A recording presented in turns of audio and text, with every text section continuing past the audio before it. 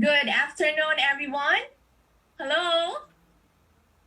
The delegation of the European Union to the Philippines welcomes you to this afternoon's webinar on data science and its links to the digital economy called The Race Towards Data Science to Boost the Digital Economy.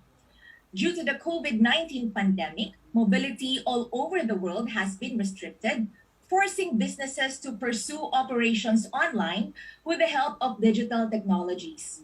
In line with EU strategy for cooperation in the Indo-Pacific that concerns digital governance and partnerships and connectivity, this webinar hopes to address the need for regional digital connectivity with an emphasis on human resources to hasten inclusive growth and sustainability. The delegation of the European Union to the Philippines wishes to express its gratitude to the following partners for making this webinar possible. For the Women Foundation, Analytics Association of the Philippines, and the University of the Cordilleras. We're also being beamed on the EU in the Philippines official Facebook account. All right, and now to formally open this webinar, please welcome His Excellency Ambassador of the European Union to the Philippines, Luc Veron.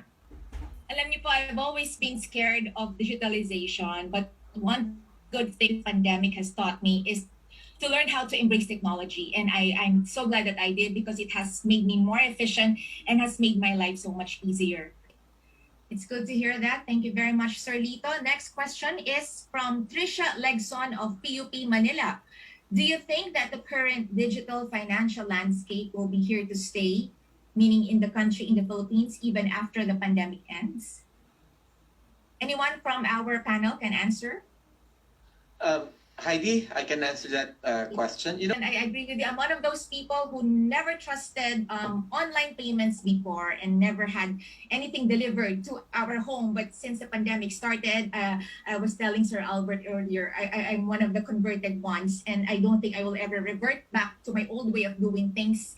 I think we have just entered into the new normal already. And if there are some aspects of it that we do not like, I think there are also some good aspects to it that will prove to be and are proving to be beneficial to the way we do things and to the way we live our day-to-day lives. All right.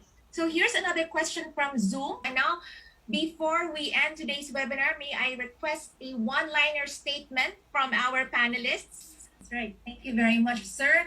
Thank you very much to all our panelists and our guests this afternoon. EU Ambassador Luc Veron, Jose Arturo C. De Castro, Undersecretary of the Department of Information and Communications Technology, Deputy Governor of the Bangko Sentral ng Pilipinas, Mamerto Tangonan, Dr. Enrico Parinit, Department of Science and Technology Executive Director, Mr. Lito Villanueva, Chairman of FinTechAlliance.ph, Maria Coduti of the European Commission, Mr. Albert Humol, Data Scientist of ING, and Professor Orlan Delfino Tubolo of the Polytechnic University of the Philippines. Special thanks to our co-partners who are co-presenters for the Women Foundation, Analytics Association of the Philippines, and the University of the Cordilleras. And now, before I wrap things up, please allow me to share with you some of my key takeaways from today's very informative, educational, and empowering webinar. First, it is critical to respond and recover from the COVID-19 pandemic,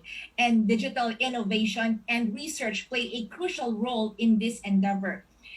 The digital transformation should be human-centered, prosperous, and focused on the following: digitally skilled scientists and citizens, safe and secure infrastructures, digitally transformative businesses, and digital public services. Number 3, radical transformation is the only way that we can do this. Number 4, while we continue to adapt to the fast-paced digital times, it is important that we move upward together and that nobody gets left behind. There should be no digital divide. Number 5, with data science, consistency, and good governance, we can all hope and look forward to a sustainable green and digital future.